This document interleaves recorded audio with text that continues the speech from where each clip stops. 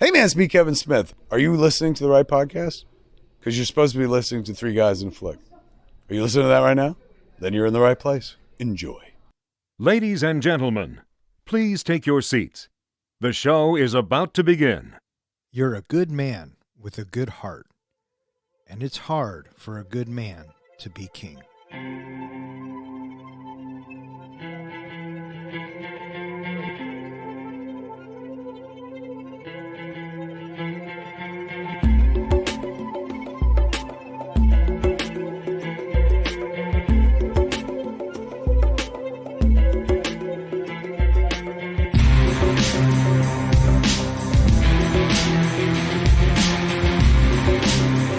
Welcome back. You are listening to Three Guys in a Flick. This is where we review the good, the bad, and the absurd.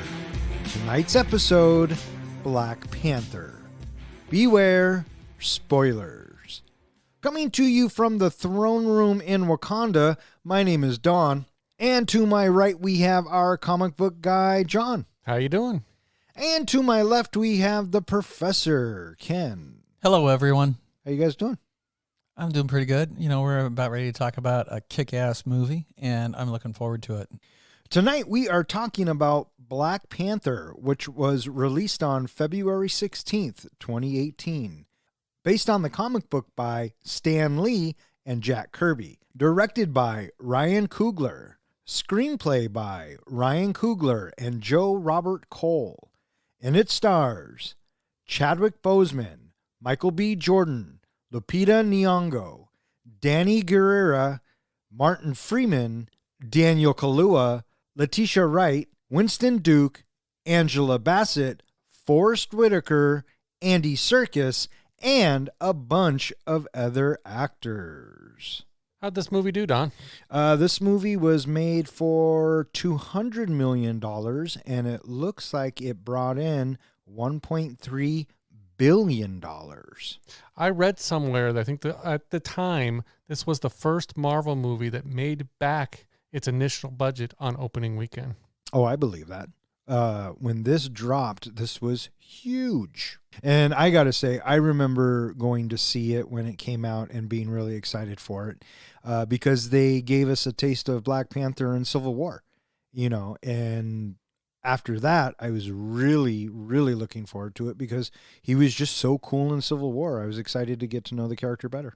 Well, the other thing I thought was interesting is even though this movie came out, I believe, 2 years after Civil War, it's supposed to be taking place 1 week after the events of Civil War. Yeah. So in 2018, this movie grossed $700 million, and that beat out Infinity War, which had only grossed during that year $678 million. So it was a bigger box office hit than Infinity War at the time. Pretty crazy, huh? So the third highest grossing movie for 2018 was another superhero movie. $608 million, Incredibles 2. So for movie grossing, superhero movies, the top grossing movie, of course, is Endgame. And then you have Infinity War. And then a little further down, you have Spider-Man No Way Home, Avengers. And then Avengers Age of Ultron.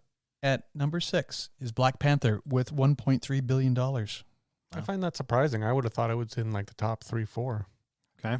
So let's talk about Ryan Coogler. He is a director that I had no idea was affiliated with the movie Creed. Creed is such a badass movie. Mm-hmm. The first film that pops into my head is Fruitvale Station. I never saw that. Oh, it's heartbreaking. And but then come to find out that he did Creed, and I really, really enjoyed Creed. Do you know what the similarities are between Creed and Black Panther? Both movies are about a son who loses his father, that basically his whole ambition is to, you know, deal with the loss of his father to kind of make up, you know, what the world owes him. Oh, well, there you go. Unfortunately, the world doesn't owe anybody shit. So not according to there's that aspect. Both characters. I don't give a fuck what the characters think. The world doesn't owe anybody anything. So did you see that he's also directing Wakanda Forever? Yeah. Yeah. So it was like, oh. So he also wrote the screenplay for Creed.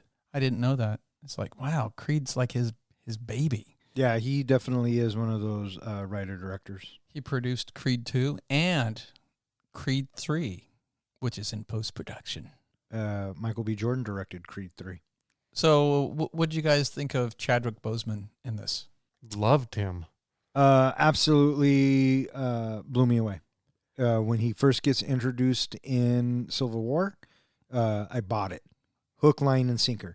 That is Black Panther. When I saw initial interviews with him before Civil War, I kept thinking, how is this guy, from the other stuff he's done, how is he going to play this African king? And yeah, he absolutely blew away all expectations. He will forever be the Black Panther, the king. Oh, yeah. Yeah, he just hits it out of the park in this. And are you familiar with more of Boseman's work? I didn't know. Oh my God. I wasn't. He was such a phenomenal actor. It's so sad and heartbreaking the way it all went down. Real tremendous loss. Yeah. So every bit as much standing toe to toe, dominating the screen. Oh my gosh, Michael B. Jordan. What a stud in this role. Killmonger is one of my top 3 Marvel villains. He is so good in this. Oh, Well, what I love, what Ryan did with this movie, with the character Killmonger, is, yes, he's a villain, but in many ways throughout the movie, especially as the movie goes on, you can start seeing things from his side of the story. And almost in some ways, a lot of people who watch this movie begin to root for him. Because, yes, he had a hard life. He got screwed over in the beginning. And he's just trying to take back what he figures, his life was supposed to be. And, you're avenging for his father and all that. It's just, you can kind of start seeing that maybe he is the villain, but he's also got a point. so you would be okay if he took over everything by force? No, I'm not saying revenge is the best way. Well, that's what. But I'm also saying he did get a raw deal. So, yes, he turned out a bad apple because of the raw deal he got. And the fact, there is a point in the movie, and we'll talk about this later, where everything probably could have gone a different direction and not led to where it went.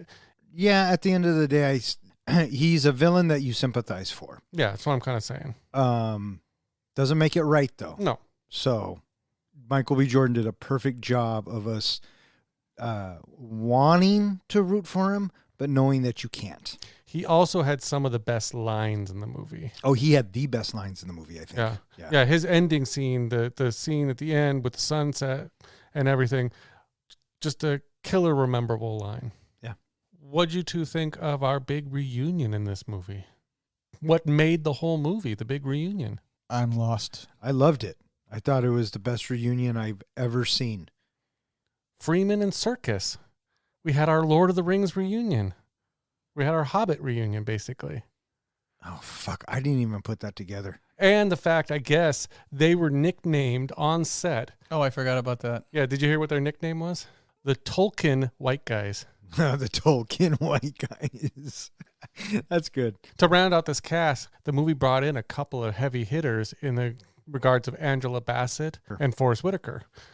2 great actors did, again, an amazing job in this movie. Yeah, I think everybody who was cast in this movie was perfect. Lupita Nyong'o and Danny Guerrera, the 2 female leads, if you will, absolutely fan-fucking-tastic. Martin Freeman, Daniel Kaluuya, and then Letitia Wright as Shuri. Shuri is easily the MVP of this film. Mm-hmm. You know what I mean? She's a lot of fun. She's a delight. Absolutely. And I was Winston Duke, Umbaku. I think he's a really good actor. And they just did a really good job. I bought everything from everyone. But it's a good movie when you want to see these characters return in another movie. When you think the casting is so perfect, I want more from all these characters. And when we got to see them in Endgame, just seeing, the Black Panther walk out and Umbaku and all of them and Shuri, it just, again, that's just what highlighted that movie for me. Yeah. All those actors you just rattled off, a couple of them have Academy Awards. And so I took a look. If you look at all of the different actors from the MCU, I counted up about 30 actors from the MCU that have Academy Awards for acting. Holy shit. MCU's not playing around, man. They go out. They're like the Yankees. They go out and get the best players that they can get. Totally. Well, a lot And of what's them, even better is they say yes. well, a lot of them are begging to be in the Marvel movies too. Well, now they are, but Yeah. Marvel was doing that early on, and their casting. I mean, we've said this for years. Their casting is 9 times out of 10 pretty fucking spot on. So speaking of the other side of this, would you guys put Black Panther in your top 5 No, of the MCU? Yep. No. Would you really? I got to say, I was looking at this myself, and I'm wondering, would I put this in my top 5?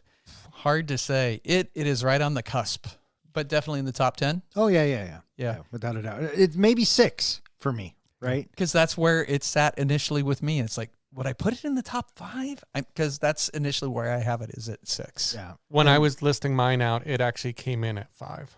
Thousands of years ago, 5 African tribes war over a meteorite containing the metal vibranium. One warrior ingests a heart-shaped herb affected by the metal and gains superhuman abilities, becoming the first Black Panther. He unites all but the Jabari tribe to form the nation of Wakanda. Over centuries, the Wakandans used vibranium to develop advanced technology and isolate themselves from the world by posing as a third world country. In 1992, Wakanda King T'Chaka visits his brother Najobu, who is working undercover in Oakland, California. T'Chaka accuses Nobu of assisting black market arms dealer Ulysses Claw with stealing vibranium from Wakanda. Najobu's partner reveals he is Shuri, another undercover Wakandan, and confirms T'Chaka's suspicions. In the present day, following T'Chaka's death, his son T'Challa returns to Wakanda to assume the throne. He and Okoye, leader of the Dora Milajes, extract T'Challa's ex-lover Nakia from an undercover assignment so she can attend his coronation ceremony with his mother Ramonda and younger sister Shuri. The Jabari tribe's leader Umbaku challenges T'Challa for the crown in ritual combat. T'Challa defeats Umbaku and persuades him to yield rather than die. The way this movie starts with the narration of a father telling a story to the son, who was the 2 people doing the narration? Morgan Freeman and James Earl Jones. No, do you know which characters they were? I read it, and then I forgot it instantly. Originally, I thought it was young T'Challa talking to his father, asking his father's questions. Turns out, from a director interview, it was actually Sterling, the guy who played Eric Killmonger's father. He was narrating it to his son. And so the director was trying to say to us, from what I read in this interview, that this is as much a story about Killmonger as it is about T'Challa. It's supposed to be equally both of them. Oh, I believe that 100%. Najobu opening it with the narration makes complete sense. Yeah, it kind of almost, when I knew that this round going into watching the movie, it gave it a little bit of a different slant to me, which I thought was actually very interesting, because it makes more sense now of how, Eric had heard all these stories from his father. Yeah, well, I never questioned whether or not he had heard or how he had heard. Given the knowledge that we come to find out that he has, obviously he knows something. Right. And so this movie opens up with the narration, like you were saying, and explains to us how Wakanda came to be and how the Black Panther came to be. And, it all stems from vibranium. And we've known in the MCU that vibranium came from Wakanda all the way back from Ultron. Right. So we as an audience, or we are the fans, we're just waiting to see how this all plays out. Well, I think our first introduction to it was in Captain America, because we find out that his shield, he finds a shield that's made of this precious, rare metal that doesn't exist anymore called vibranium. Right, but we don't find out where it comes from until Ultron. And that's what I was saying. And then after all of the narration, we cut to 1992 in Oakland, and we are introduced to Najobu. And at the time, the kid's name is James, but later on we find out it's Shuri. And we are introduced to King T'Chaka and his guard. The 2, Nobu and James, I believe, are planning something. Did you figure out what they're planning? Because I didn't realize it until recently what they were planning. When this movie opens, when I first saw it, I just assumed it being in the 90s that it was some sort of a political, not terrorist act, but a political act of aggression maybe, or... So some kind of uprising. Yes, thank you. There was some kind of uprising. That's how I took it. I never took it as they were going to go rob a bank or they were going to do some petty crime. I always figured it had to do with an uprising. Did you figure out what it was, Ken? No, I just took it as probably some sort of a political thing. Now, granted, we did see some rifles, so maybe it could be a little bit more than that, but I didn't take it as they're trying to overthrow the government. I actually had to watch it a couple times, and then I read some notes about it. What's actually going on is his wife is in prison, and he is planning to break her out of prison. He mentions her a couple of times when they're talking about plans. This is where she's going to be. This is the cell number. This is all the information. They're planning to break her out of prison. What the story goes on to tell, which we obviously didn't get that the further information, obviously, they weren't able to break out of prison. She died in prison, and that's why Eric was raised without parents. And so King T'Chaka comes to Najobu's apartment, and he wants him to come home. And, at first he's, just they're brothers, and he's like, come home, it'll be fine. But then we find out that T'Chaka knows that Najobu has been doing some shady dealings and getting vibranium out of Wakanda. Well, apparently what we find out, and again, this is a connection, I don't know if I made it right away, was he's been working with Claw, and that's where Claw got all the vibranium that appears in the Ultron movie. We cut to present day. Well, according to the news, Wakanda is a third world country. The newscaster is talking about the woes of Wakanda. We catch up with T'Challa and Okoye in their ship, and they are on their way to retrieve Nakia. I love the comment that she makes about don't freeze when you see her. Okoye is a close MVP for me in this film as well. I loved everything that she did. Just her sheer presence, and that she is the leader of the guard, and her whole character is so badass. So badass. Well, what I love about her, and just such a strong character, is when she appears again later on in Endgame, she can stand side by side with all these heroes who have powers and abilities. She's just as badass as all of them. Oh, 100%.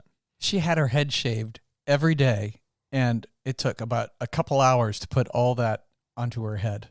Well, we appreciate it. So he jumps out of the plane, and once he hits the ground, the trucks crash, and then we get this 45-second tracking shot, which I just fucking dug, where we follow one soldier to a second soldier, to a third soldier, to a fourth soldier, to a fifth soldier that takes us around to the back of the truck. One continuous shot. It looks so good. What I really appreciate about this director is he gives us longer takes in the action. If you go and you look at a lot of other Marvel action movies, they're quick cuts. Yes. Bang, bang, bang, bang, bang. And now, granted, he kind of fools everyone because there are cuts in there, but they're more digital, and it makes it look like it's a longer take. Because a lot of those moves with T'Challa doing his thing, it's CGI, right? And sometimes you can tell. But my point in saying all of that was I appreciated longer takes of action so we can see what's going on, as opposed to the quick cuts that are fun and cool and, if done right, very effective. But sometimes we get oversaturated with that. Another thing that I appreciate about this whole sequence is when T'Challa finally does get to the truck and he sees Nakia, he does freeze up, and that almost humanizes the character, that he isn't this uber badass superhero. He is a human inside of a suit. It's just great writing. It's what I just appreciate that with the style that it was done. Well, it's not only the writing, but it's the way Boseman sells it. Mm-hmm. And I think I got that, him being a good person or a good human, I got that out of Civil War. And the little amount of time he had, he just chewed it up. You know what I mean? And he was already elegant, and he was already a prince, and I bought it from Civil War. But they did such a good job carrying it over to this. Yeah, because they had made him very regal in Civil War and very formal, all that. This almost made him almost like a child with a crush. I mean, just, a young man crushing on a girl. Sure. Well, it is his ex. Mm-hmm. So And then this is where we get a great little taste of what makes an MCU movie so much fun. Okoye, is that how you pronounce her name? Okoye, she hits the ground. You froze. Yeah. And then that callback happens again. Just a little bit of humor, which is so iconic for Marvel movies. Just a little bit of humor. So they rescue Nakia, or not rescue, actually they go to get her because T'Challa wants her there for the coronation. And so when they return to Wakanda, this is where we meet the Queen and Shuri. They are sitting there waiting for them to arrive. And I like the banter between Shuri and T'Challa, and as she's walking away, she's flipping him off. That was so good. Did you catch how the Queen knew without turning around what Shuri was doing? I actually was watching a video today on just some different clips and things that were in the movie. T'Challa, if you go back, he makes a face like, mouth drops open and just kind of stares at her for a sec, and that alerts the Queen that she's obviously doing something behind her back. Oh, yeah, never noticed. So it's just little nuances like that, just fun stuff. And this is where the MCU also defines itself. It gets right to the edge, but it never drops an F-bomb. Right to the edge. You're never going to see nudity in a Marvel movie, but you're never going to hear an F-bomb. So seeing the middle finger, it's just like, right at the edge. There's a couple other times throughout the MCU where you get hints of it could be said, but it gets cut off. Well, we do have a Deadpool movie coming out. It's going to be a Marvel movie, and I bet you they're going to break all the rules there. So let's talk about the whole coronation and the challenge and how, even though the society is so technologically advanced, how they hold so tight to their traditions.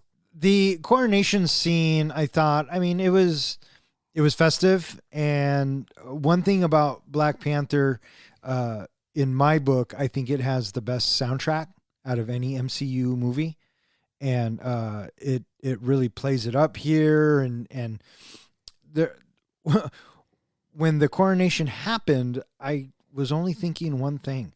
Not very practical for all those people to stand on the ledge to look down. How did they get all those people up there? And what if you look, I would seriously get a case of vertigo. Vertigo, right? absolutely. Yeah. They have hover bikes. Well, yeah, but why not just have a Coliseum? You just mentioned something about the soundtrack and all that. Something that I didn't realize, and going back and now watching it again, it's another thing that takes me even farther with this movie. Did you catch that certain people had certain music just associated with them, certain instruments? For example, T'Challa, anytime you really see him, or especially when he's in battle, he's got a drum beat behind him. What I guess they call the living drum that's always beating behind him.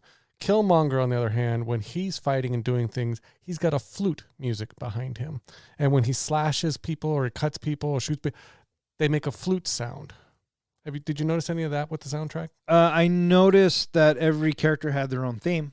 Mm-hmm. I couldn't pinpoint the instrument or tell you what the instrument was, but yeah, movies do that all the time. Characters have their own themes, and I really dug all of these characters' themes because every so often a beat would kick in the movie, and it engrossed me that much more. What do you think of the introduction of Umbaku, who in the comic books is known as the man-ape? Yeah, it was... I don't want to say that this storyline and this plot was predictable, but it was predictable. And what saves it from being bad predictable as opposed to good predictable is the performances. And I think that Winston Duke, who portrays Umbaku, did a great job. I bought that they were, I don't want to say savages, but they were from a different tribe. Mm-hmm. And they didn't necessarily recognize what's going on because they're in the mountains and they're kind of like the outsiders of the tribes that went to war. Well, they hold on to the traditions more tightly. They're less advanced on purpose because they want to keep everything traditional. There you go. And so when he comes in and challenges for the throne, I knew, he wasn't going to win. We also knew that this was foreshadowing for a future obvious challenge. I do want to point out that I did have Julie watch this movie with me, and she actually started to get into the movie.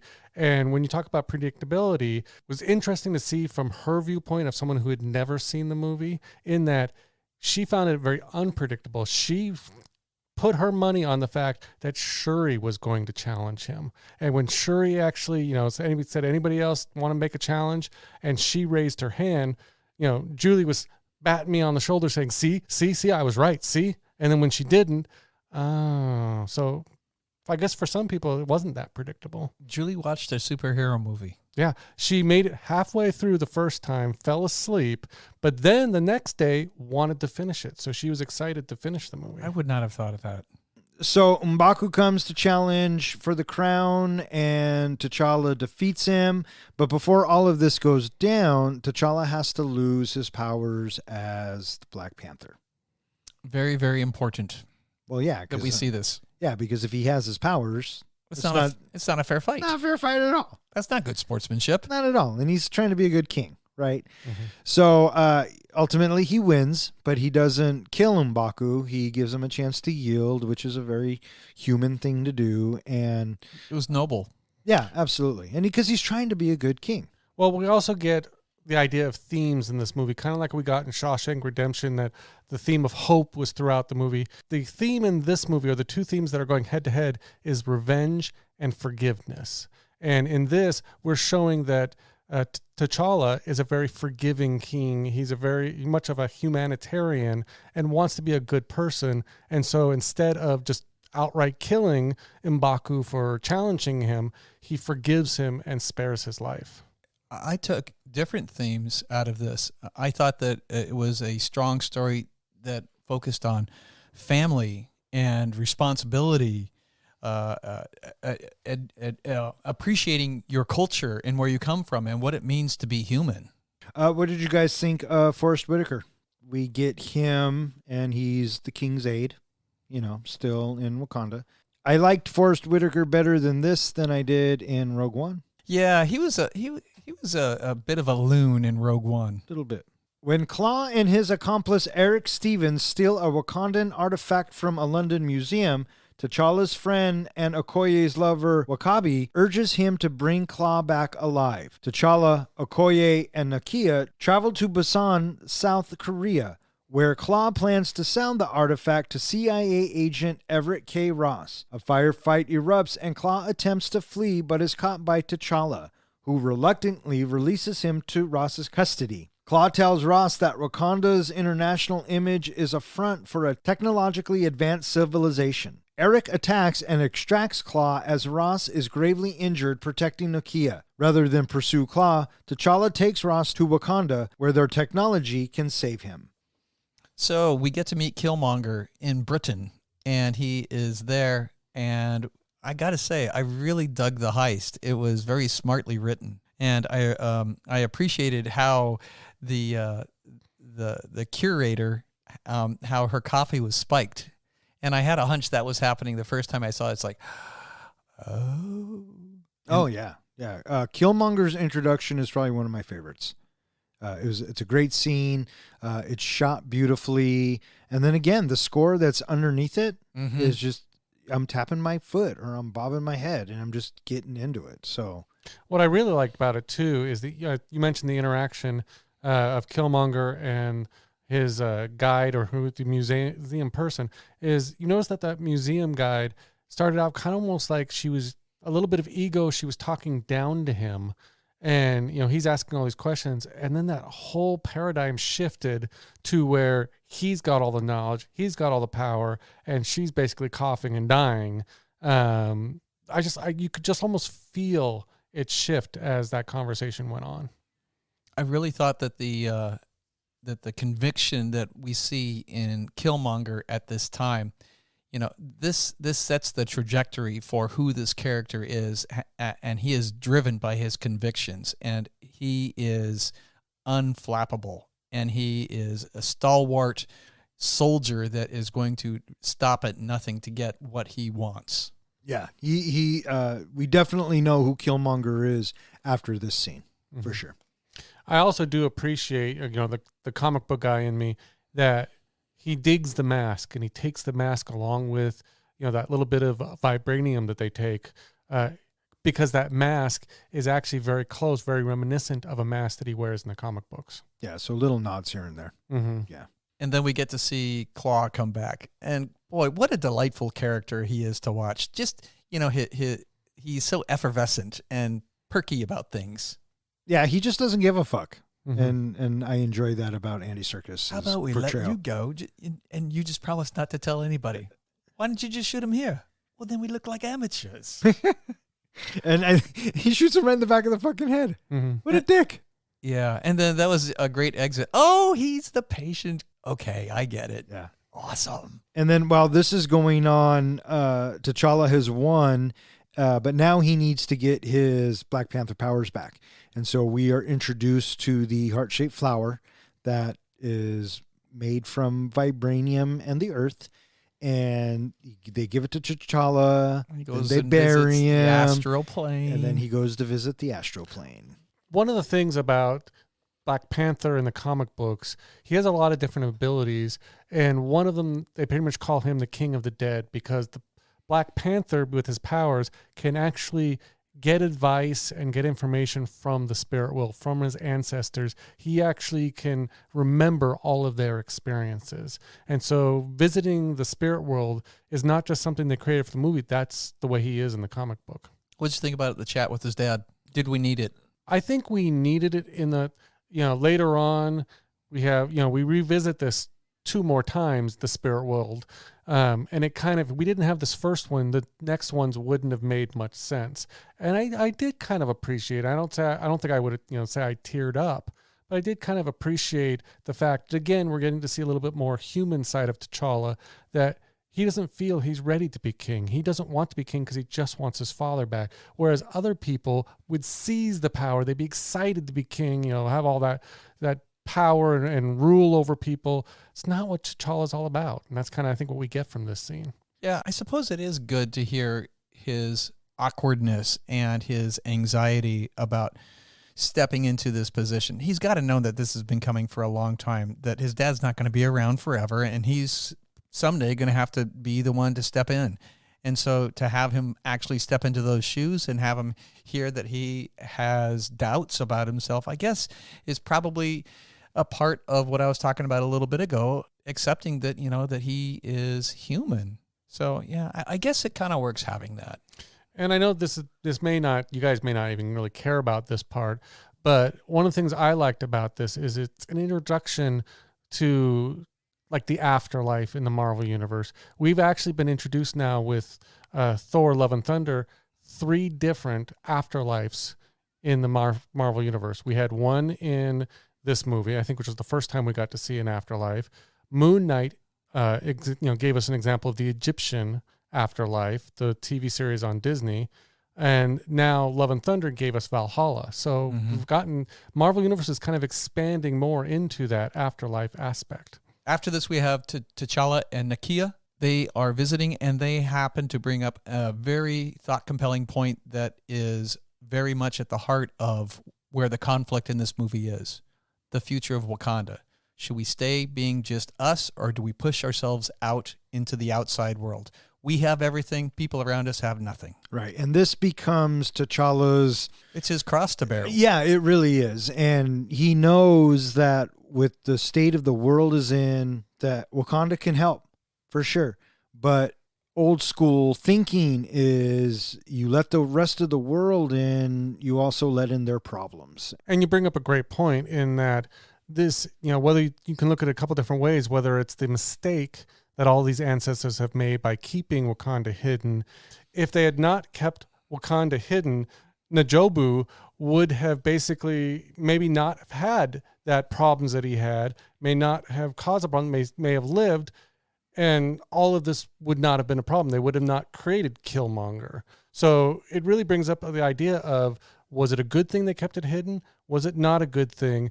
And at this point, it almost feels like T'Challa is going to follow in his father's footsteps and his ancestors' footsteps and make the same mistake again. I don't know if I necessarily got all of that from this scene. I think that just the way we are introduced to T'Challa, or the information we've been given about T'Challa, I think he was on the path to change it.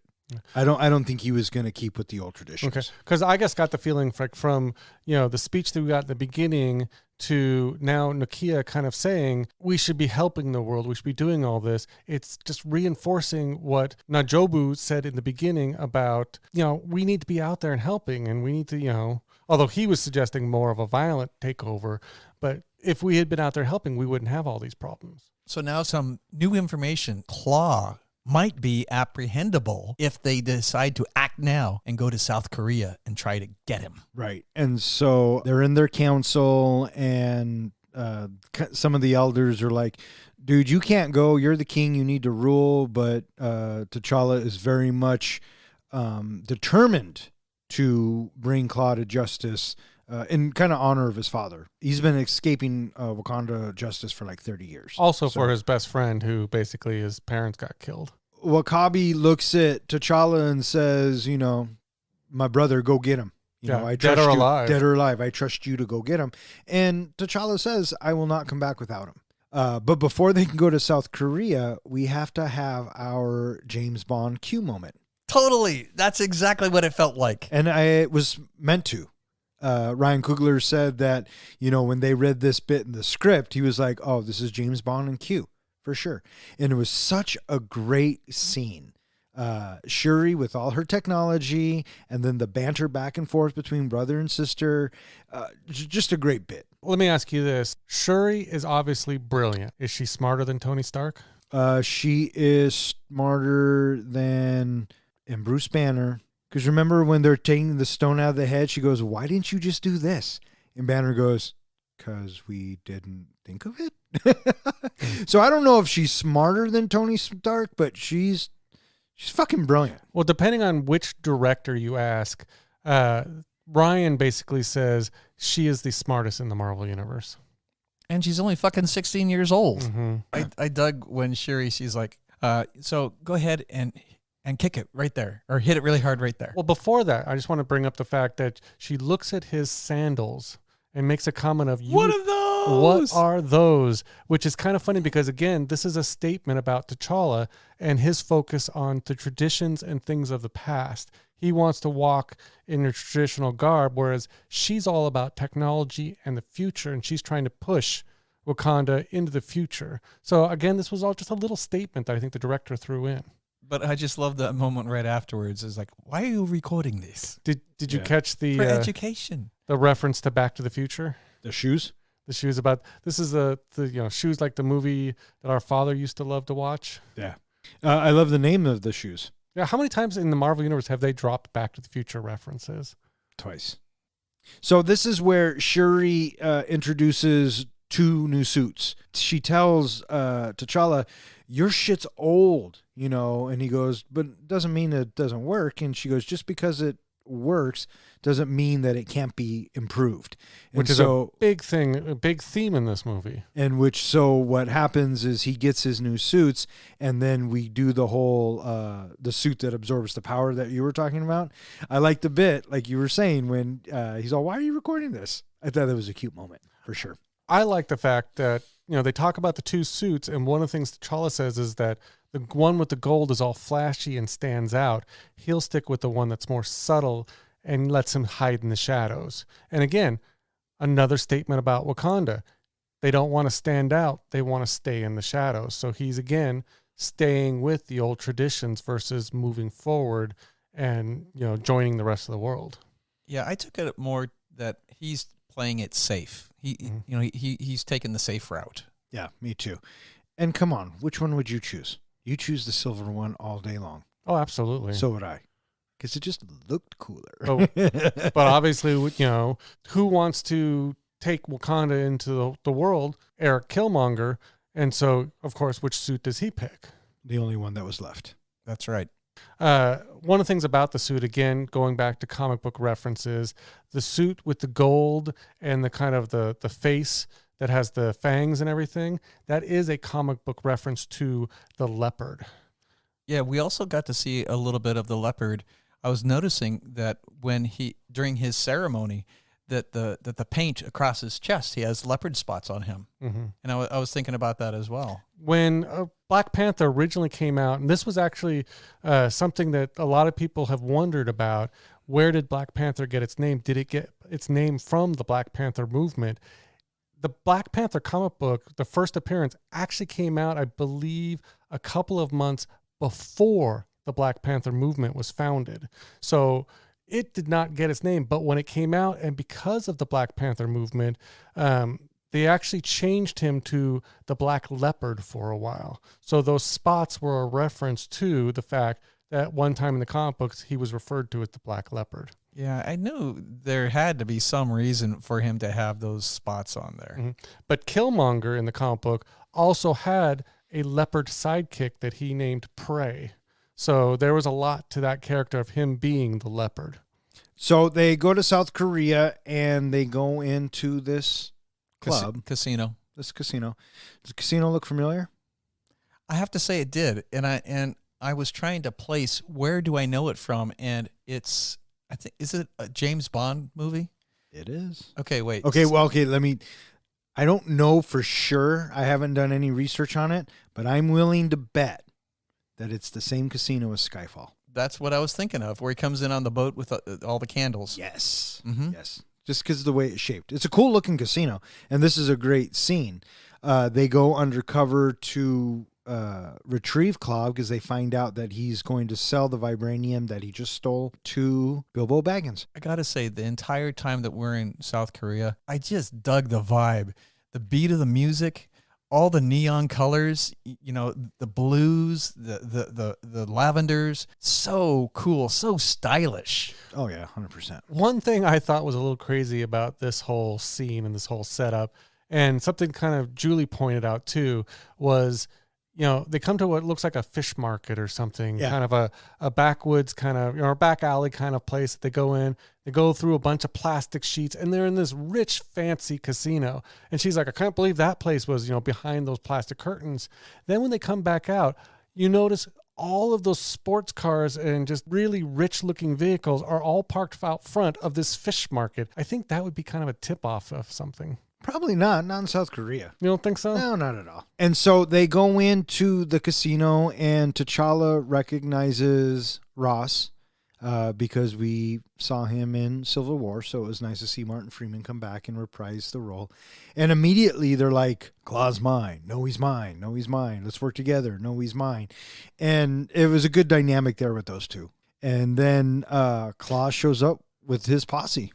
One of the things I really liked, you talk about that dynamic, is I almost feel like we were getting Coulson back.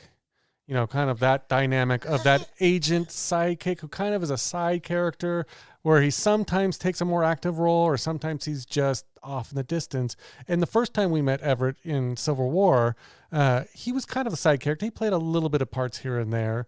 But now it's really good to get to see him make that more active role. Yeah. No, Coulson, I never thought about that. That's a good point. Mm-hmm. Thought about that. I felt similarly that he had sort of a Coulson vibe to him.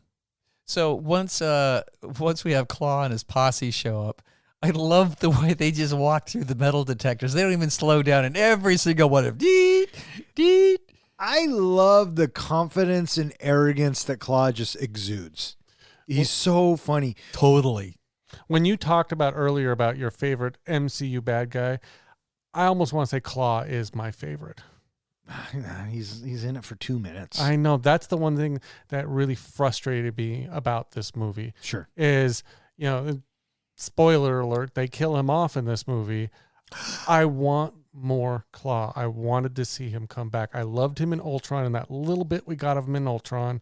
I love the fact they gave him a lot more in this movie. I want him to come back. So I'm hoping in the comic books, he does come back as a completely Sonic character. So I'm hoping that they somehow bring him back, that maybe that's what he did with his billions of dollars he got from Ultron. Pandemonium ensues. The fight breaks out. I love when Everett asks, do you have the vibranium? And Claw had it down his pants. Pulls it out of his pants. That's so funny. Well, I love the response of, because Cole, Everett has that big briefcase. And well, I was going to buy, I thought about buying a really expensive briefcase to carry in. But this seemed more practical. He said, why spend the money? Yeah. And then he slams it down on the table or whatever. And it says fragile. He wrote fragile on the bag. Yeah, it's good humor. Mm-hmm. Good humor. Claw was a fun bad guy. And then they figure out that the Wakandans are there. A chase ensues. What did you guys think of this whole chase sequence?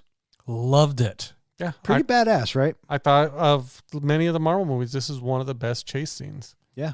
Oh my God. They flipped a lot of fucking cars. Yeah. Yeah. And you know that they were all practical flips. During the chase scene, I don't know why, makes me giggle every time. We got Shuri, who's remote control, driving the car that T'Challa's hanging on the top of all that. And at one point, T'Challa flips off, deals with the bad guys, throws one of the bad guys on the road. And obviously, Shuri, I don't think she can see the people or the bodies, whatever, and she runs him over. What was that? What was that? Yeah. I just love that. And he never explains it to her. The one that makes me chuckle is when Okoye and Nakia are chasing Claw, and Claw uses his arm cannon and blows up the car, and you have this great special effects shot with Okoye going through the air, catching her spear, sliding, skidding like on the hood of the car, and then you see Nakia just in the driver's seat and the steering Scratch wheel. it. Nothing else. Yeah. It comes sliding down the road. You know what never clicked for me until I think this last viewing was, why did it just so happen that the car fell apart like that? It didn't blow up, didn't break apart. I know it's made of vibranium. Why did it just go to pieces like that? But then I started thinking about it. They mentioned that the hand cannon is basically a mining instrument. It's a mining, not really a weapon, it's a mining tool from Wakanda. And we learned from Shuri explaining later on that they use kind of a magnetic thing that turns off vibranium. It kind of deactivates the abilities of vibranium. So when he shot at the car, it deactivated the vibranium and made the car fall apart. It was spectacular to watch that car dissolve. Mm-hmm. Yeah. And then once again, loved all during the chase, all those splashes of neon colors reflecting off of the cars and on all the buildings around. It was just so vibrant looking. Yeah. Yeah. And it culminates with T'Challa capturing Claw, and T'Challa's ready to take him out then and there. But cooler heads prevail, and just like in today's world, anything you do outside, people are going to have their cameras. He takes a look around and there's 100 cameras. Yeah, and I love Claw really plays into it, right? Yeah. Mercy, show me mercy. You know what I mean? He's so fun. Yeah. Another kind of callback to the comic books is the line that Black Panther gives, which is, every breath you take is a mercy from me. Yeah. He actually says that in the comic books during a famous scene. Basically, Wakanda goes to war with Atlantis, goes to war with Namor, and Namor destroys Wakanda. And there's a scene where later on, T'Challa is having his revenge on Namor, and he says to Namor as he spares his life, every breath you take is a mercy from me. Right after the car dissolves, one other little bit I like, Ross pulling up. What's Ross doing pulling up? And he's just so nonchalant. Hop in. Yeah, so they have to finish the chase. Spear in the trunk. You put the spear in the trunk. That's right. They capture Claw, and now we're going to get the interrogation scene. And, T'Challa and Ross are kind of battling over who gets custody of him. And in T'Challa's mind, there is no question he's taking him. Right. One of the things too, when they're capturing him, right before that, when Claw shoots T'Challa with the sonic cannon, with the mining cannon, did you catch the bit of foreshadowing in that? He shoots T'Challa in the Black Panther suit, and you can see on the corner up by his shoulder, the suits start to dissolve a little bit, which is also later on in the movie where T'Challa gets the idea of battling on the train tracks, that this will turn off the suit. Right. I have to reluctantly give that to you, John. That's a great foreshadowing point. Thank you, Ken. Well, what do you think of this interrogation of they're going to play good cop, bad cop, bad cop. We're just going to take him as is. Yeah. Well, I mean, the only one that gets to interview him is Ross. And so Claw starts spilling all the secrets. The secrets. You think you know Wakanda? You don't know Wakanda. This is what Wakanda really is. And so now Ross has some questions. You know what I mean? This scene is also great for more just in depth into Okoye, in the fact of, she's speaking, Wakandan to T'Challa, basically saying, like, if he touches you again, I will pierce him and nail him to the desk. And then he says something like, does she speak English? When she wants to. Yeah. I just love more of her character, more of her development. Yeah. So Killmonger puts some C4 on the brick, and again with this score that's coming in, and he breaks Claw out of jail. But in the meantime, Everett gets shot saving Nakia. Mm-hmm. And so now there's a dilemma. Does T'Challa go after Killmonger, or do they try and help Ross? So they take Ross back to Wakanda, and in the meantime, we get to find out that, Killmonger and Claw and the two others, they're going to an airfield because Claw's going to escape or go to a third world country, and he's talking to Killmonger, and Killmonger's like, I know you'll pay me, you're good for it, blah, blah, blah. And then Killmonger says, I want you to take me to Wakanda. And you're kind of like, what? Why? And it turns out that Killmonger had this double cross in mind the entire time. So he lands up shooting Claw, shooting the girl he's with, and shooting the other accomplice guy. And I thought to myself, this is one cold-hearted motherfucker. Yeah, he shot his own girlfriend. And I was with you, John, for once. I didn't want to see Claw go that quick. I thought he was fun. I understand why they did it and why they had to do it. But on the flip side of that coin, I was really enjoying him. Andy Serkis is so fun. I gotta say, even when, we're gonna get this into more when we get into the next paragraph, but even though, just the shoot and it's off screen because we don't really get to see him get shot and killed, I'm thinking there's gonna be some kind of twist here. There's gonna be some way he's gonna be brought back, that, maybe they had another body, or maybe he's not really dead or something, that we're, this isn't it for him, and not until we see the body. The Nile is not just another river in Egypt, but I'm sorry. Well, Shuri heals Ross. T'Challa confronts Zuri about N'Jobu. Zuri explains that N'Jobu planned to share Wakanda's technology with people of African descent around the world to help them conquer their oppressors. As T'Chaka arrested N'Jobu, the latter attacked Zuri and forced T'Chaka to kill him. T'Chaka ordered Zuri to lie that N'Jobu had disappeared and left behind N'Jobu's American son to maintain the lie. This boy grew up to be Stevens, a Black Ops U.S. Navy SEAL who adopted the name Killmonger. Meanwhile, Killmonger kills Claw and takes his body to Wakanda. He is brought before the tribal elders, revealing his identity to be N'Jadaka and stating his claim to the throne. Killmonger challenges T'Challa to ritual combat, where he kills Zuri, badly injures T'Challa, and hurls him over a waterfall to his presumed death. Killmonger ingests the heart-shaped herb and orders the rest incinerated, but Nakia extracts one first. Killmonger, supported by Wakabi and his army, prepared to distribute shipments of Wakandan weapons to operatives around the world.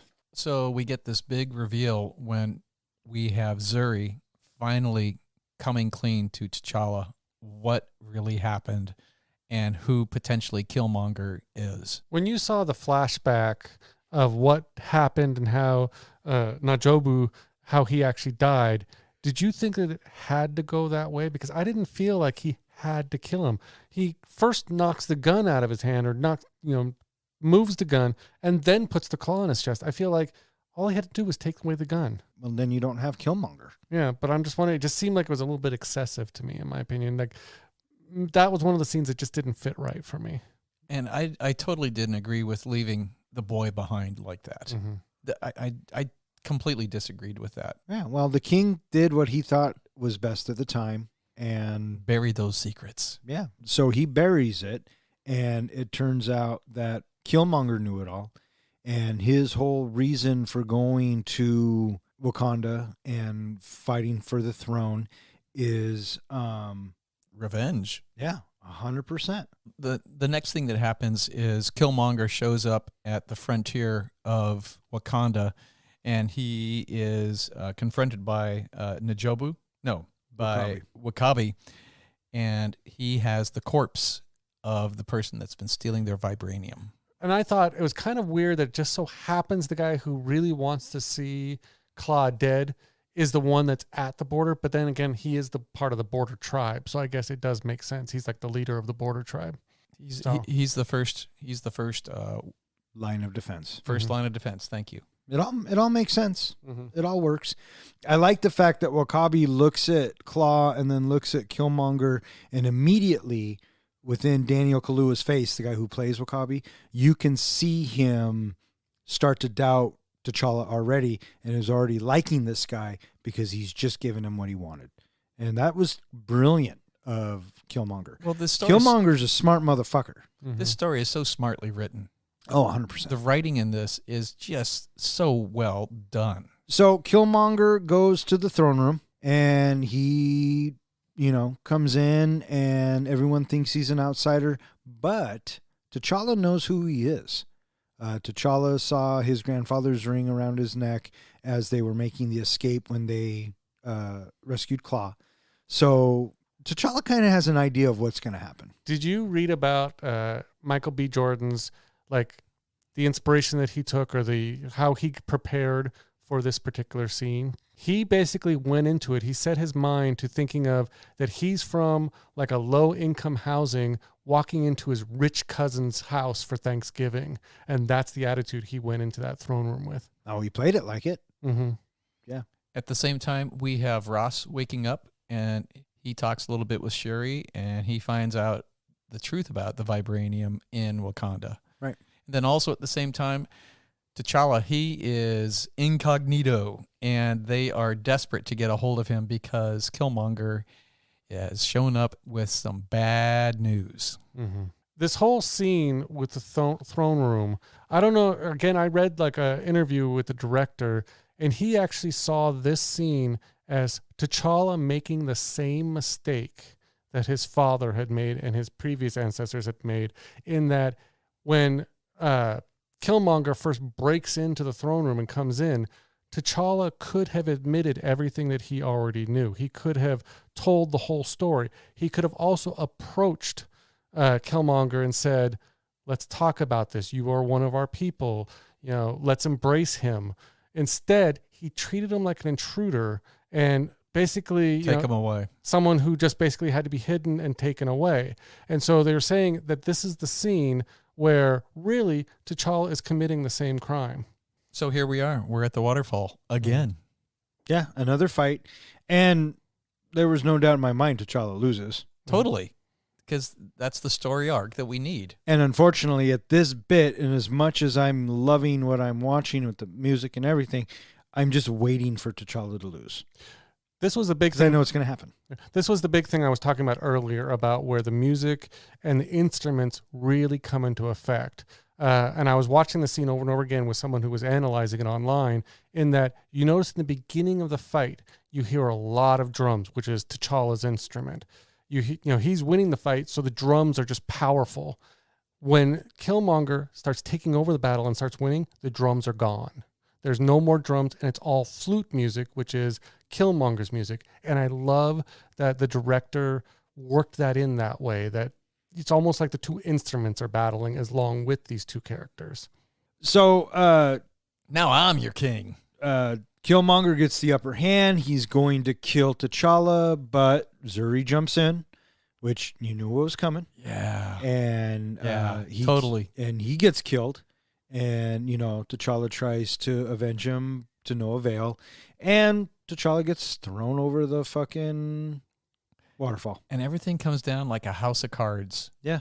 Nakia gets the queen and Shuri out of there because she knows that they are, in trouble. And poor Okoye, right? She has no choice. She is bound to her duty. And the duty is to protect the king. And right now, Killmonger is the king. Mm-hmm.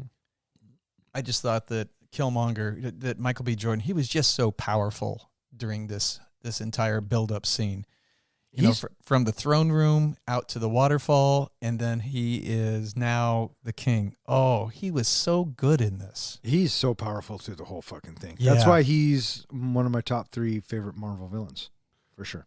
One of the things he says after he becomes king and all that and is in the throne room is, he's talking about his ultimate plan of how they're going to distribute all the weapons out to the war dogs, to distribute them out to all the people, is that he states that the sun will never set on Wakanda Empire.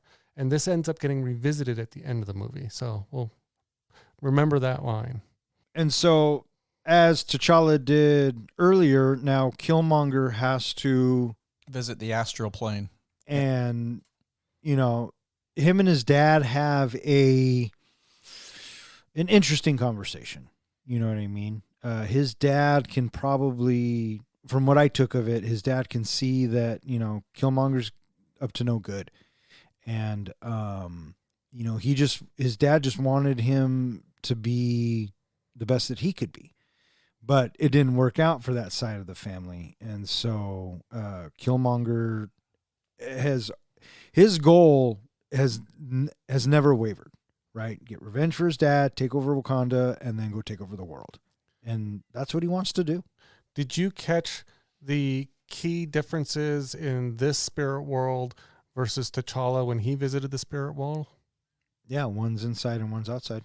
The interesting things I noticed, I didn't really notice it until, again, this viewing, was if you looked out the window, you could see the spirit world that T'Challa had visited.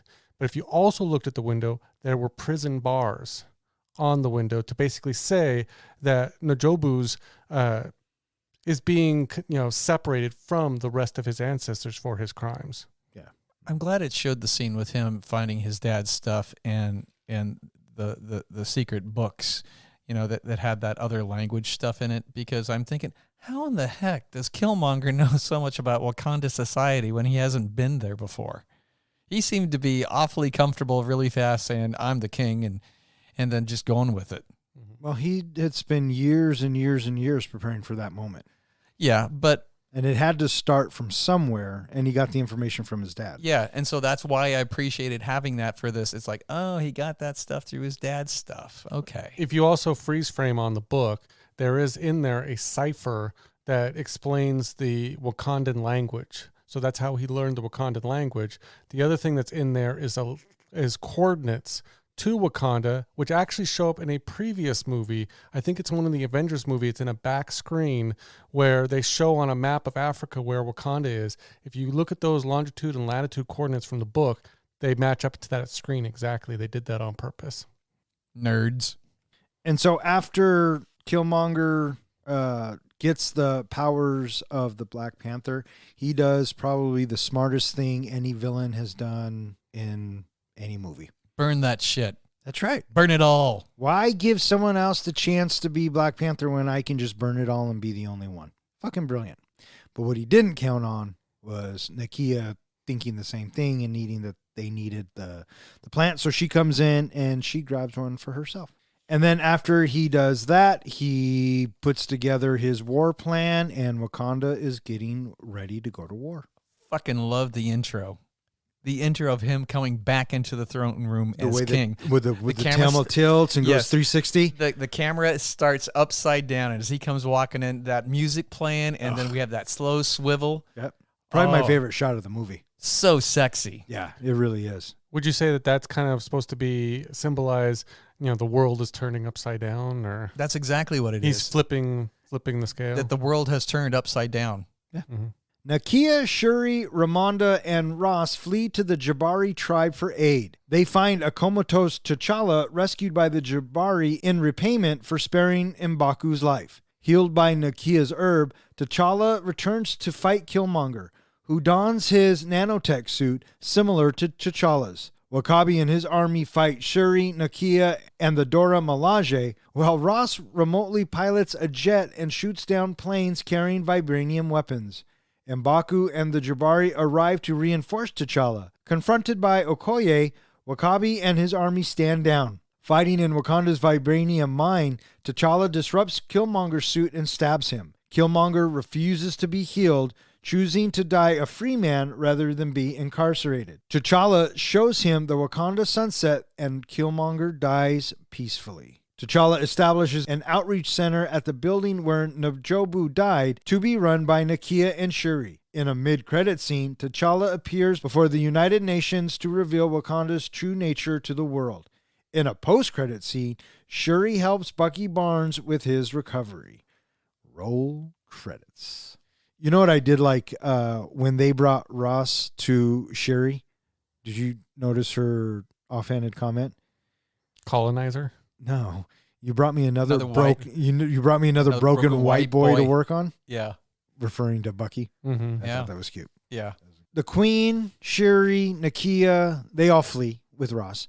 And Nakia goes to Okoye and says, come on, we got to go. And, this is where they split because, again, Okoye is loyal to Wakanda. And so they go naturally to the only place they can go, and they go to the Jabari. And they go see Umbaku, and they offer him the plant because they feel like at this point he's the only one that can stand up to Killmonger. Well, an interesting thing with this is they make a reference to if you offer it to him, you might be making a bigger monster than we have with Killmonger, which is kind of funny, especially from a comic book viewpoint, in that Man-Ape is a villain in the comic books. He is one of the arch nemesis of the Black Panther.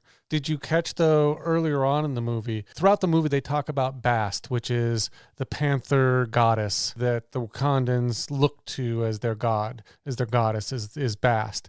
When we are introduced to Umbaku in the beginning, he talks about, I can't remember the name of it, starts with an H, but he makes a reference to his god and the god of his people, which is actually the Hindu monkey god. So they go and they offer the flower to Umbaku, but Umbaku says, maybe you should check this out first. And it turns out that they found T'Challa. Shocker! He's alive! Did you see this coming? Yes. Oh. Didn't you? Of course I did. Well, Thanks, Marvel. I just like that they kept him on ice. What struck me funny about this scene is they see T'Challa. He is in ice. And, Shuri or Nakia or someone says, we got to get him back to the lab. And M'Baku's like, yeah, it's the only thing that's keeping him alive. Yeah, you do that and he'll be dead in minutes. Right. And so they have to make the potion. So they give T'Challa the wake up juice. He goes back to the spirit world and talks to Dad. And talks down to his dad. He tells his dad you screwed up. I mean, he kept saying, why'd you do this? Why'd you do this? And his dad was like, well, I did it for Wakanda. Mm-hmm. Can't go back and change it. So fucking get over it, kid. And he's like, no, you guys fucked up and I'm going to fix things. That's why I can't be here with you because I got to go, fix all your screw ups. Yeah, that's right. And so he wakes up and Killmonger is getting ready to launch his invasion. And T'Challa, Shuri, Nakia, and Ross, they show up at the palace. Well, what do you think of the big reintroduction to the Black Panther that we see the ship explode and we get the music and he comes back up on top of the thing? I thought that was kind of, the big heroic theme kind of right there. It's a great shot and it's cool. And I like what he says, I never yielded. The challenge is not complete. Right. But I love Killmonger's response. Yeah. Fuck that. I'm king. You can fuck off. Yeah. Because you know what? That's how I would be. So naturally, we have to have the fights. I want to talk about the General Okoye turning on Killmonger, right? Because she wasn't ready to do that, but now she says that you are unfit. And so now she represents all of Wakanda, that she has unilaterally made that decision. Well, I kind of took it as two different points here. One, that she either just turns on the current king, or two, the expressions she had on her face when she saw that T'Challa was still alive. In her mind, maybe a switch was flipped of, this isn't the current king. He's still the king until the challenge is over. I can go back to serving him. Yeah, that's exactly what happened. Because technically, Killmonger didn't win. Yeah. You know what I mean? Mm-hmm. So as soon as it was almost it was a look of relief because Okoye loved or loves T'Challa as a person and as a king, blah, blah, blah. But not only that, but now she's like, oh, thank God. Yeah. Now I can go fight this fucker because he's not really the king. Yeah, and she's not betraying Wakanda, not betraying her oath. 100%. But the only problem with that whole thing is, though, Killmonger has the special juice and the special suit. So Yeah, that's a daunting task. yeah. Did you think at any time that Nakia or Shuri were in danger when Killmonger was going after them? No. It's Marvel. I kind of thought that maybe Nakia was going to get killed. I thought maybe when he threw her that maybe that was going to be another one of those. She either landed on something or she got cut enough that she was bleeding out that whole time, and that was kind of how they were going to, they always seem to get rid of love interests that way. Well, I was noticing that it was very marvelly that somebody just got hurtled 60, 80 yards, and then they're like, and they kind of sort of shake it off and they get up. What did we just talk about that on? We just talked about that, didn't we? Probably. Yeah, how someone can get thrown across the room and then just get right up. Yeah. And so before all that happened, when they were at the Jabari, they asked Umbaku to fight with them, and Umbaku said no. But we knew what was going to happen. Of course we did, because it's becoming formulaic. Mm-hmm.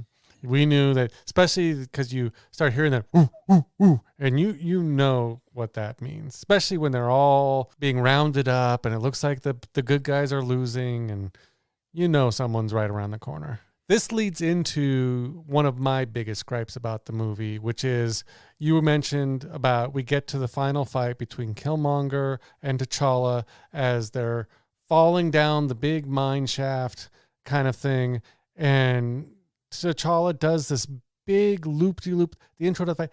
To me, that looked so CGI that it kind of took me out of it a little bit. Oh, there was a lot of this that looked really CGI. So this movie cost $200 million to make, right? And a big chunk of that had to be the CGI. Well, if that's what we got. I mean, it's good, it's passable, but you're right. There are bits in here that kind of take you out of it. It almost made me think of Intro into the Spider-Verse in that it almost looked that quality to me. Like it was almost cartoony in the way that they were initially fighting. Yeah. So they fight, they square up 1-to-1. T'Challa knows that he can use the magnet thingamadoodle down in the mines to deactivate the vibranium in the suits. And, he does. He lands up stabbing Killmonger. And I appreciated Killmonger's line as soon as he does get stabbed. That was a good move. Yeah. Hell of a move. Yeah. And it shows that the respect that Killmonger has for T'Challa as a warrior. Yeah. But you bring up a point. He stabs him and then starts talking, about what his father had said to him and about how beautiful Wakanda was. And I think he was kind of coming to the realization that in all this time, in his mission and everything, he never took a time to appreciate where he was and appreciate that he was finally seeing what his father wanted him to see. And, T'Challa, again, showing mercy, showing forgiveness, instead of just leaving him there to die, kind of like the father, his father had just left the boy. He takes him up into that elevator, up so he can see the sunset, which is what I was mentioning earlier when Killmonger said the sun will never set on Wakanda, but here the sun is setting on him. This is a great shot.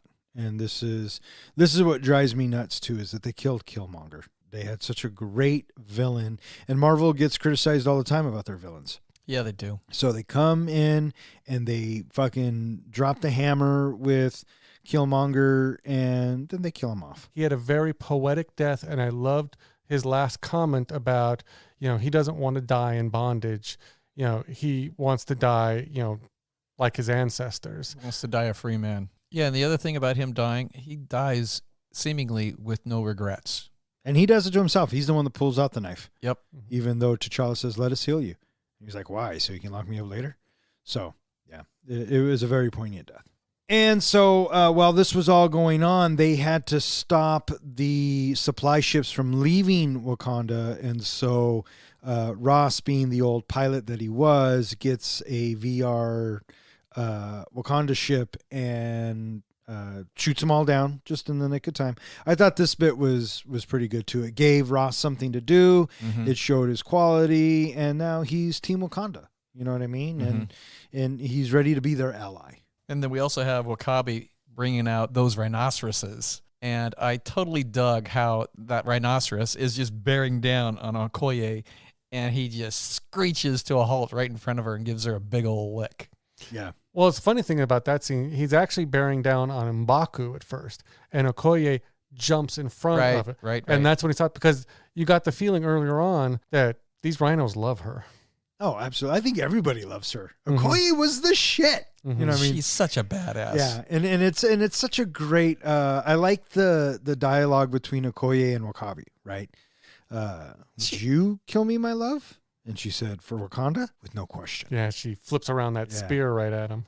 And so the day is won, and Wakanda is saved, and they're in the square, and T'Challa is talking to Nakia, and he says, "Stay." He's pretty much telling her, "I love you. Be my queen. Stay. I have an idea of how you can help." And then we cut to Oakland again, but this time Shuri's there with T'Challa, and they're starting their Wakanda outreach program. And it ends. It was a nice little ending. Yeah. Did you notice that they had, in that scene, had kind of teased a little bit that we were almost going to get an original Iron Man scene where the boy comes up and asks, "Who are you?" And, Chadwick Boseman just kind of smiles. I totally noticed it. It was very subtle, right? Mhm.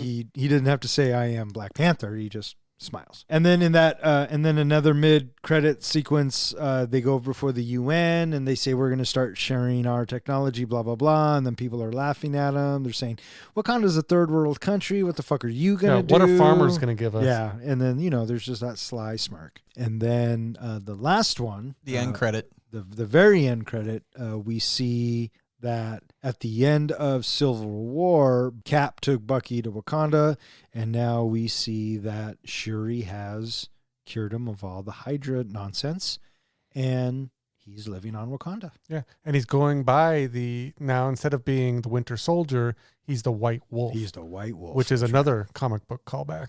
How many Academy Awards was Black Panther nominated for? They were nominated for a total of 7 Academy Awards. 7 Academy Awards. Is that the record for most nominations? No, you know what I did find? I was awestruck that Return of the King was nominated for 11 Academy Awards, and it won all 11 Academy Awards. Did someone say Return of the King? Oh, shit. And now it's time for John's Precious Moment.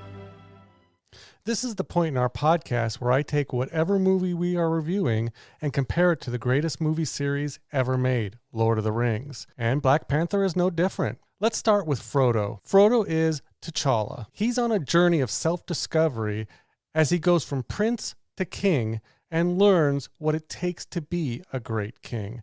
So the movie really is about his journey. Sam T'Challa's Frodo, that would be Shuri.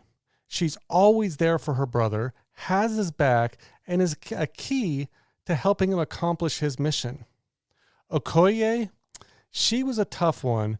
I'm going to have to go with Legolas. She is a warrior with impeccable skills and aim. Like the elf, she's calm, focused, even during extreme battles. Shuri was also a tough one. For her, I'm going to say she's Gimli.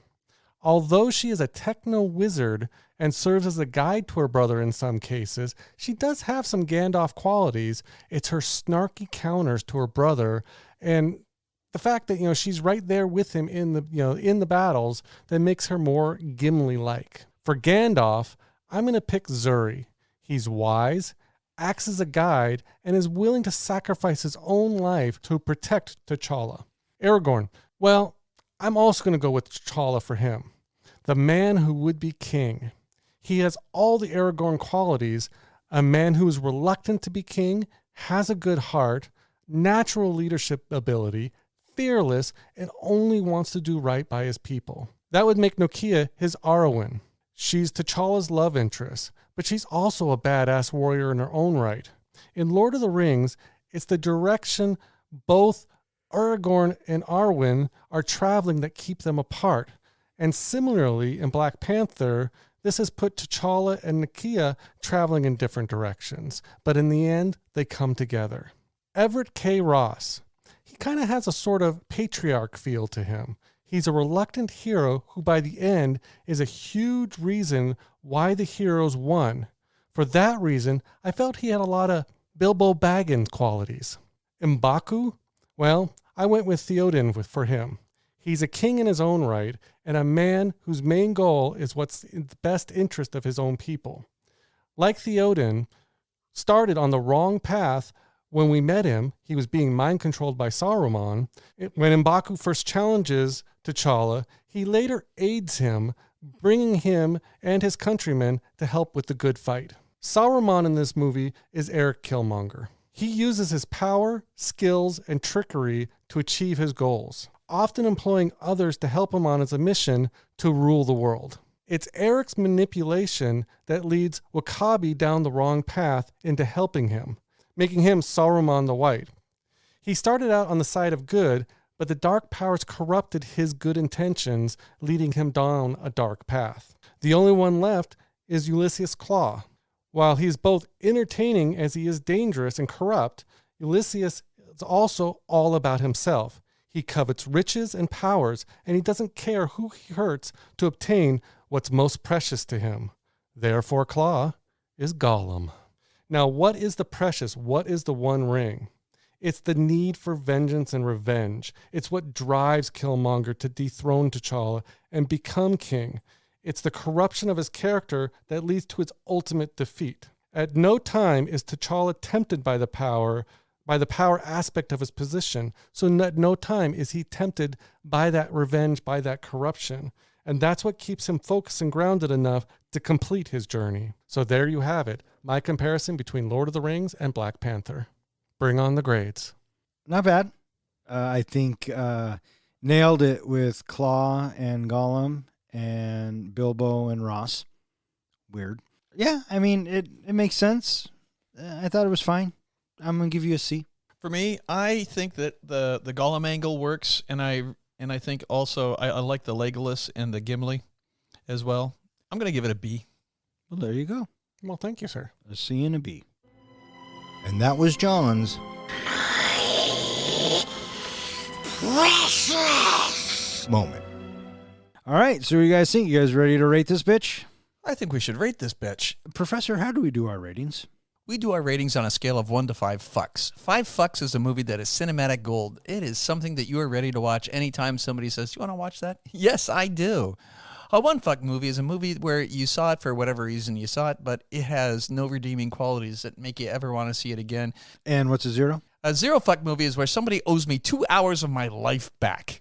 Oh, in other words, we just don't give a fuck. Who wants to go first? I can go first. Okay, buddy, go ahead. Wakanda Forever. It's a chant that is very much ingrained in this movie.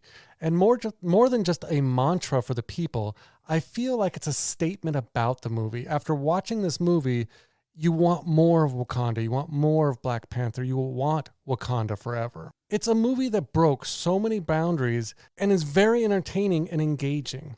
I could just sit here and gush over the casting, the locations, the script, and the music, but I feel like we've already done that so much in this movie. The costumes were incredible. All of the awards were much deserved, and I feel like maybe they should have won a few more. Of all the Marvel movies, just like I said in the beginning, this is one of them in my top 5. This is a movie that I could revisit over and over and enjoy just as much as the first time I saw it. It both connects to the larger Marvel universe and also succeeds in being a standalone picture. I feel like this is one of those movies that you don't have to see any of the other Marvel movies to still enjoy this movie just as much. I also love the fact that it really does do well to complement the comic book version, of this character and of the world. It just worked out so great. I will take a sec to gush over Chadwick Boseman. When I first heard his casting for the Captain America movie, I knew nothing about him. After seeing him in that movie, I couldn't wait for the Black Panther movie to come out, and it didn't disappoint. I'm just terribly sad that we won't get more of Chadwick in this role. Rest in peace. He was both perfect casting for T'Challa and a great actor, and from the stories I've heard, an amazing human being, a true hero all around. The only thing that makes me concerned about this movie is that all future Marvel movies, especially the Black Panther series, will be compared to this one. It's set such a high bar. And it's for that reason I'm giving Black Panther 4.5 fucks. 4.5 fucks from the comic book guy. Yeah, I'll go next. Thanks for asking. Okay, cool. Why don't you fucking go next? I think I will. Okay, go. Well, would you let me? Well, will you get going? Black Panther, I think, is one of Marvel's strongest movies, and it is arguably in probably my top 5. I don't know if it would actually break number 5 or not. It's been a little while since I've revisited a couple of those top 5 movies in my head, but it is a fantastic movie, and it is such an enjoyable watch. It is such rich storytelling. I really appreciated how we have the rise of Black Panther in the superhero journey that he's on, because we don't have somebody that got bitten by a radioactive spider or they had these responsibilities thrust onto them necessarily, or they get tested and then through some sort of super serum or something like that, or that, you know, you have a ton of money and you're able to create your own superhero suit. Instead, it is through his lineage that he is earning his way to be a superhero. And I really appreciated that about the story arc. I also thought that this movie did a really nice job of giving us our 2 very distinct views of what Wakanda could be. In one aspect, it's a little bit like comparing Martin Luther King to Malcolm X. You have Martin Luther King with a peaceful approach, and Malcolm X, it's more of a violent approach. And with that, it's a wonderful pairing to have the future of Wakanda either in T'Challa or in Killmonger. And Killmonger, I totally buy this character, and I am so willing to say that I totally get where you're coming from, because he is somebody that has the resolve and the conviction to push forward and make his own destiny be only because the world has shit on him so hard. And having him push his way through this and then wanting this new vision for Wakanda, it's like, you know what? I get it. He's tired of being put down and beat down. And he lived in a world of poverty before his dad got killed. And I just totally bought why he ended up the way he was, because he lost his dad the way that he did. And he didn't have it. I didn't see any sign of mom, which means he was probably an orphan. And he ends up having to make his own way through the military. And I get why he's so pissed off once he finds out what really happened. And because of this, I feel like it really moves the story along very well. I thought that we had a really strong female cast in this movie, how these characters have such conviction and they are such strong characters that they don't shirk away from anything.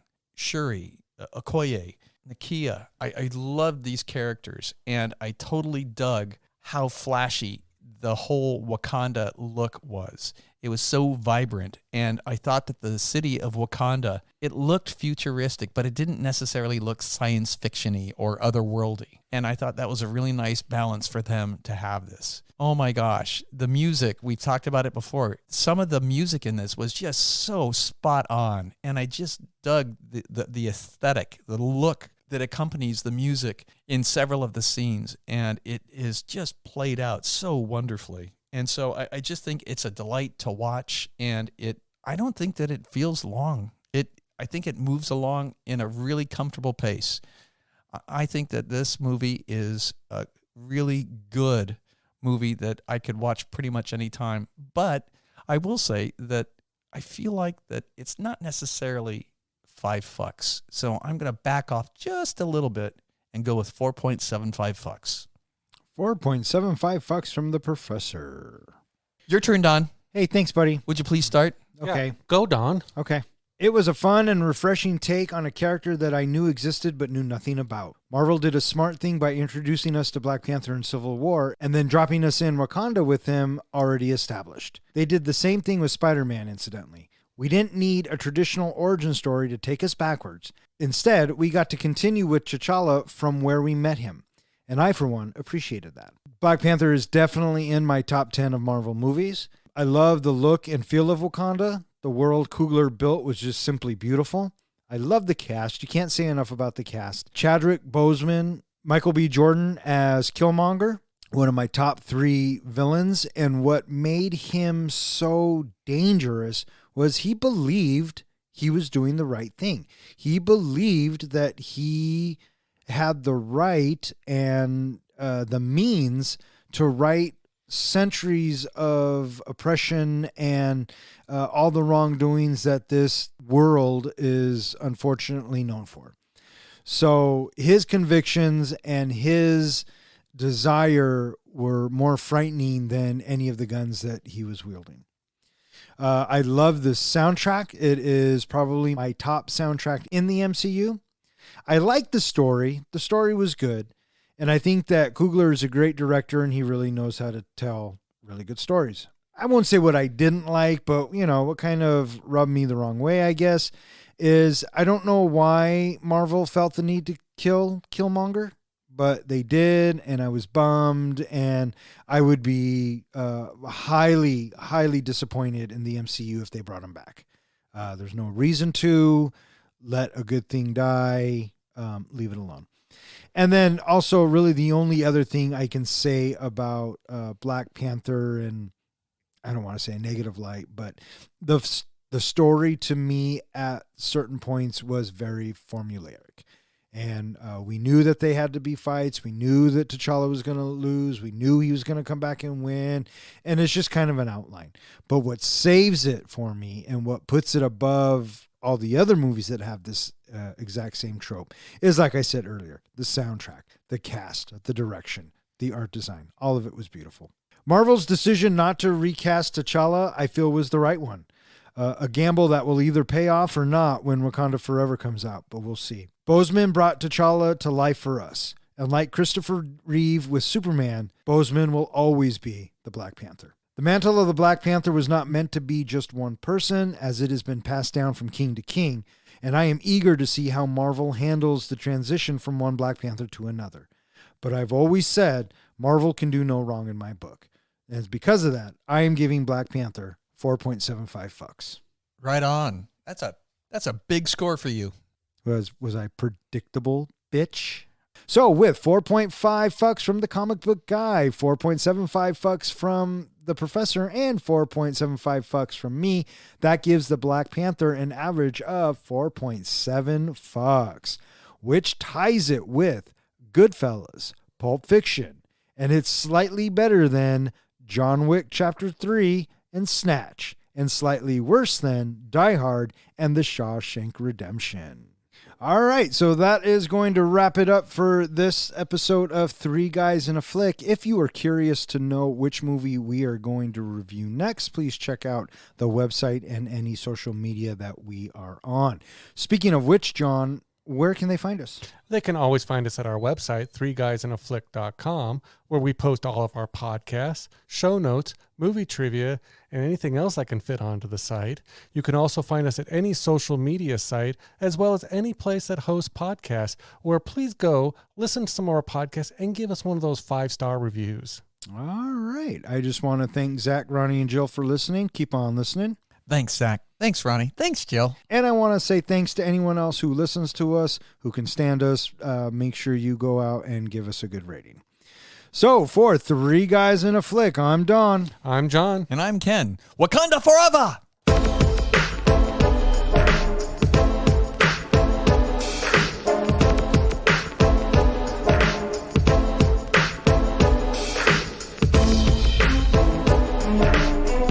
Don, any guesses? Well, was it a DC film? I'm just asking you, do you have any guesses? And I'm asking to clarify if it was a DC or not. That's going to help with my guess or not. Fine. No. Oh, well, fuck you then. Suck it, bitch. What's the third highest grossing movie? Of all time? The Titanic? Yes. $2.1 billion. Yeah, I don't get it, but... Well, you did what do when I you know? were drawing me the other night. Well, the professor won't let me draw him, so Like one of those French girls. You know what the similarities are between Creed and Black Panther? if you say that the entire cast is black, I'm gonna fucking hit you. Well, besides that, no, what's his name? Nobu. Najobu. If they had not kept Wakanda hidden, Noboju would have not.